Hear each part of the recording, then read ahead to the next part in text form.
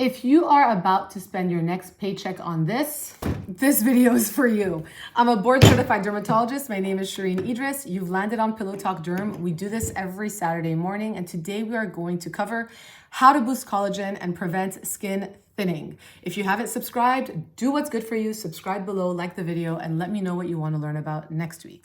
Collagen, collagen, collagen, in the form of powders, in the form of creams. We all think we need it in order to boost it.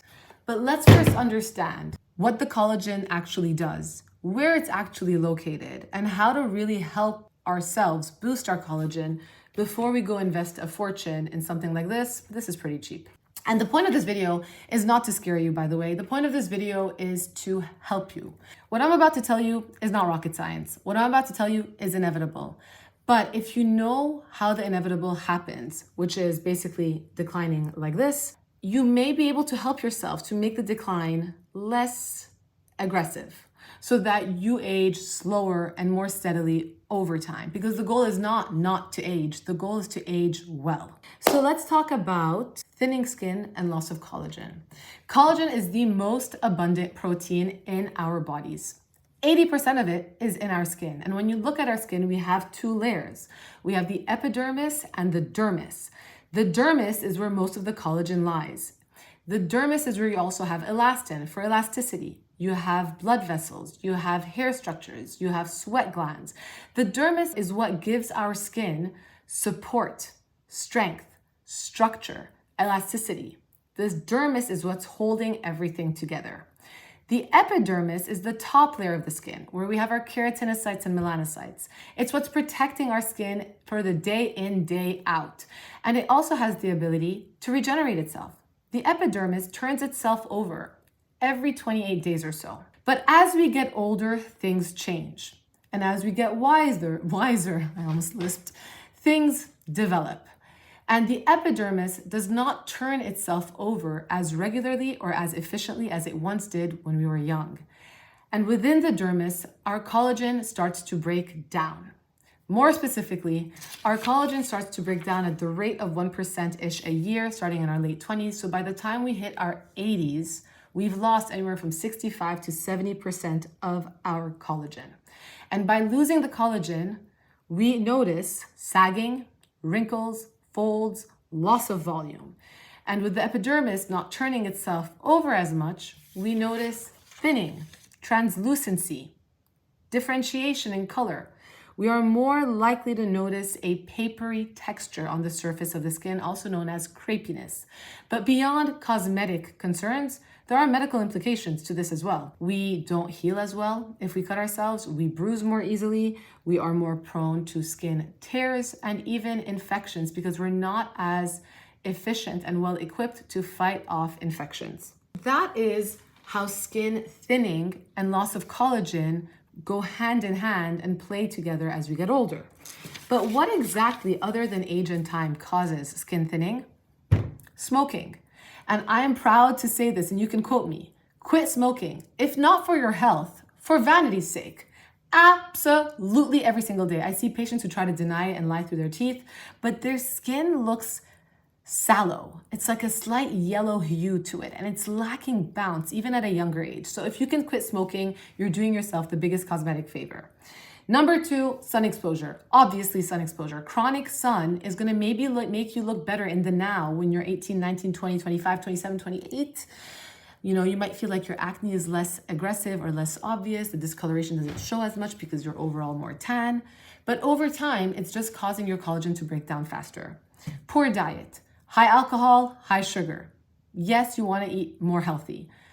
Diet is something, though, that I can never fully just push because I am somebody who loves sugar. And yeah, I have a drink maybe once a week. So I can't sit down and tell you, cut it all. But moderation is key. Knowing how to limit it. You know, if you have a cookie for breakfast today, for the next few days, maybe eat something that's high in protein instead. Try to figure out what your balance is. And obviously, do not try to drink alcohol every night. That's just not a good idea or a good look. Menopause, changes in hormones, estrogen levels declining affects collagen production. Certain medications like prolonged topical steroids can thin your skin out even more and make that epidermis appear even thinner and can cause blood vessels to appear on the surface of the skin. High cortisol levels, stress can cause breakdown of collagen as well. So it's not just age, it's how we live it that also affects our overall collagen and how we appear in time in life. So how can you protect that yummy, juicy collagen and prevent your skin from thinning out? With over-the-counter ingredients. And the answer is, it's not gonna be by buying this. Yes, this may moisturize. It's probably a very nice moisturizer. I'm not negating that fact. But seeing collagen on a box like this pisses me off because I know how patients think.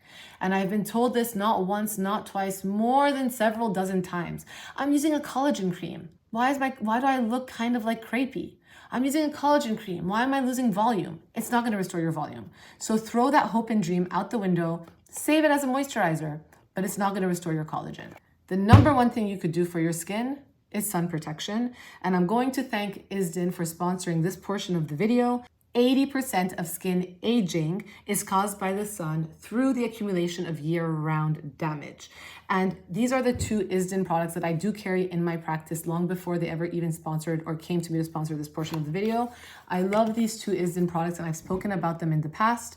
There is the Irrifotona actinica as well as the Irrifotona ageless. They are both SPF 50 and they also help repair existing sun damage with DNA repairsomes. They're mineral with zinc, vitamin E, and they are lightweight. They are super, super light.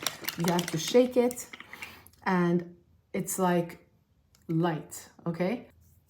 Very, very lightweight to get the coverage that you need so you don't feel like your skin is suffocating. That is the number one way that you're gonna protect your skin over time, especially if you start at a young age. And that's why habits are so important. Making sure that you brush your teeth and use that sunscreen before you go out the door to protect your skin as you get older. Now, there are obviously days where you don't necessarily need sunscreen, when the UV index is not so high, right? Not above 3. But I'd rather you be in the habit of using it every day, because once you're in the habit, it's easier to think for yourself if this is a day that I need it or not, versus forgetting about it completely. Number 2, retinols. Retinols are vitamin A derivatives that stimulate collagen production and have been shown to do so for decades. They also increase skin cell turnover. Remember what I said about the epidermis and the cells up there turning over themselves? Retinol helps the cellular turnover of the cells in the epidermis as well. So not only is it going to improve the volume beneath, it's also going to improve the superficial appearance and texture of your skin. This is an example, the A313. It is a French pharmacy cult favorite made up of 3 different retinol esters. I am not going to do a deep dive into different types of products for each category in this video. I'm going to link them below in my description. I'll link the retinol video below and I'll link some products below. But the point of this video is not to talk about each product specifically, but for you guys to have an understanding of groups of ingredients or things you can do to help yourselves. But that will be linked below. This is good for beginners. Is it great for the veterans out there? Probably not. But there is one hocus pocusy thing about this product, is that you get some instant gratification the next day, which is odd, even to me, but you look better. I can't explain it. Number 3, we have peptides. Peptides are basically short chain amino acids, which are the building blocks of proteins like collagen. Collagen is a protein. Think of a massive cow, and in the cow you have different cuts of steak. Right? You have ribeye, you have filet mignon, etc. And within a filet mignon, you can have it an 8-ounce steak, a 12-ounce steak, a 16-ounce steak. The amino acids are the ounces that make up the proteins, which are the cuts of steak, which make up the bigger thing, which is the collagen, which is the cow. I hope that made sense. I never said that analogy out loud, but I hope that made sense. They're short chain amino acids that are the building blocks of proteins like collagen. Allies of Skin, for example, has a peptide and antioxidant treatment in one. There are 4 types of peptides in here that help with signs of premature aging. There are other peptide products on the market, including in my own product that has vitamin C, which we're going to talk about in a second. Vitamin C is something that people often think about when they're thinking about skin tone, discoloration, hyperpigmentation. But vitamin C really is also a very well-known ingredient that helps promote collagen production. It is needed in the synthesis of collagen, and it protects existing collagen from breaking down. The active seal, so this is my product, full disclosure, Dr. Idriss, me, is a vitamin C gel moisturizer with peptides as well. So you're going to get that antioxidant benefit from the vitamin C that's going to help with collagen production, and you're going to have peptides in here that's also going to help in the long run. So this is a combo treatment. My favorite form of vitamin C, because they're not all created equal, other than the active form, is tetrahexyldecyl-ascorbate, which is what's in here. Okay, so you can use it twice a day, even at night. Then you have other antioxidants. So vitamin C is not the only antioxidant, but there are other antioxidants that have also been shown to be helpful with collagen production. You have niacinamide, because niacinamide protects your skin from environmental damage. It's going to help overall improve your skin texture and reduce the appearance of fine lines, because it's helping minimize that inflammatory process, because chronic inflammation is the worst thing you could do for your skin. Niacinamide shouldn't be above 5%. So anytime you see a serum with a 10% niacinamide, you don't really need it. And usually if you have products that have niacinamide capped at 5%, it's not going to be accumulatory in your skin. The Hyper Serum has niacinamide capped at 5%, and it works beautifully as well. Coenzyme Q10 is another antioxidant that helps minimize the breakdown of collagen. It's also known as ubiquinone, and it protects your skin from oxidative stress, from pollution, from breakdown, from internal stress, and it boosts your internal cellular production. So every cell in our body has a powerhouse inside, has a little power generator inside. And Coenzyme Q10 makes sure that there's fuel for the generator to work so that your cell functions most efficiently. This one is, for example, in Eucerin's Q10 Anti-Wrinkle Moisturizer. It supports collagen synthesis in the long run. It's something that's good to have as an addition. If you want to use it on your neck or chest, it's not going to irritate you like a retinol. I love it. It's nice. It's easy.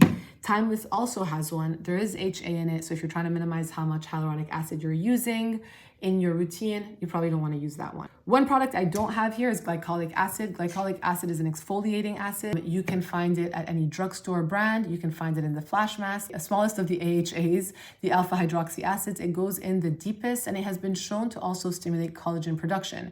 So not only is glycolic acid helping to get rid of the dead skin cells on the surface of the skin within the epidermis, it does have the possibility of going in deeper and allowing for that collagen production to happen deeper in the dermis.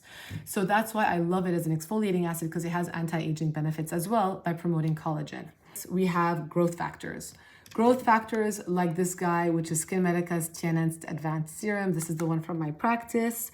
This can stimulate fibroblasts, which are the cells responsible for producing collagen, to increase collagen synthesis. It's a blend of growth factors, cytokines, and matrix proteins. It is pricey, so I will tell you, if you've tried all the rest but you feel like you need more, then venture into this. And if you want something for your neck and chest and you've never been able to tolerate a retinol, but you want something more than coenzyme Q10 or all of the above, try this. It definitely helps. Now, when you put all of these together, it's a really solid routine. The question is, how do you put it together? And that can be a video for another day. So before you go spending your hopes and dreams on a collagen cream, understand that a collagen cream is not going to restore the collagen in your skin. And powders are up for debate. I've been taking this every day since November. I wanted to see for myself if it really makes a difference. I might have skipped maximum 2 weeks during that time frame. I don't feel like I've seen much of a difference at all, except for a decline in my bank account. But some people swear by it. I also really believe in placebo, and I'm not being facetious or malicious or funny when I say that. If you think something is making a difference for you, sometimes it does make a difference for you, because the brain is a very powerful tool.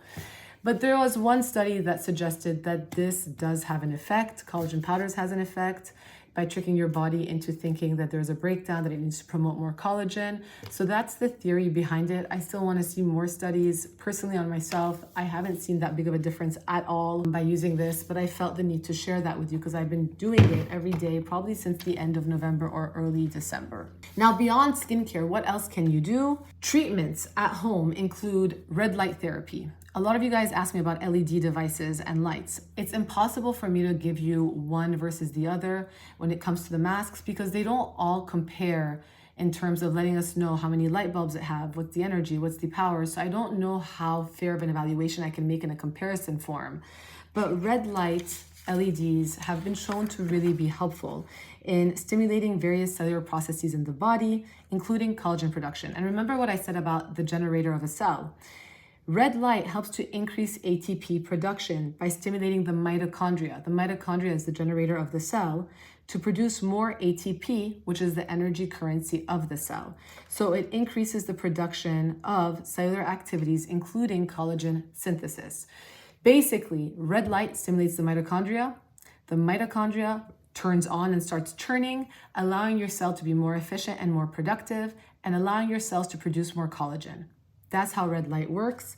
It is not hocus pocus. It does also activate your fibroblasts, which are the cells responsible for making collagen and producing collagen. Microneedling. Now, I hesitate recommending microneedling at home for two reasons. One, the needles are not as deep as in office. Two, I don't trust you. I don't, because I've seen patients all day, every day who go wrong and strong at home and end up with worse things on their skin.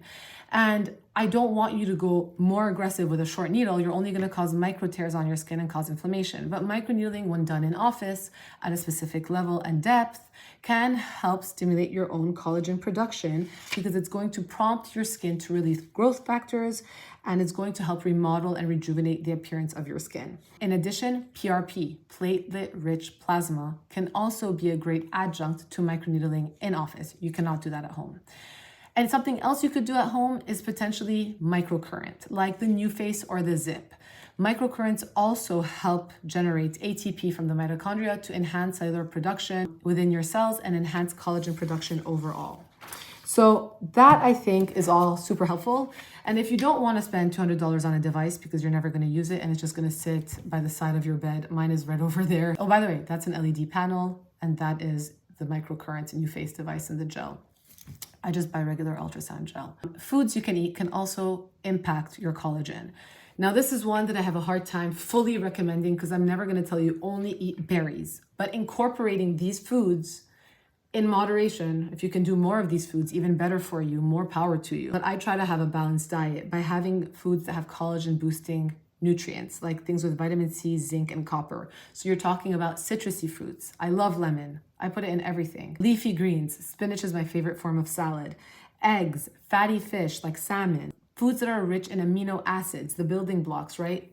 Lysine, proline, glycine, the building blocks of protein. Bone broth is rich in that. I do not like bone broth. I do not understand how people drink that. C'est pas pour moi. Meat, eggs, beans, etc. Berries that are rich in antioxidants. Blackberries, blueberries, raspberries, strawberries, etc. Those are all foods that are going to help in the long run with your collagen production. And if you can incorporate them in your diet in a balanced way, and every once in a while, once a week, have a cookie, knock yourself out with that cookie because every day else you showed up. I hope this was helpful.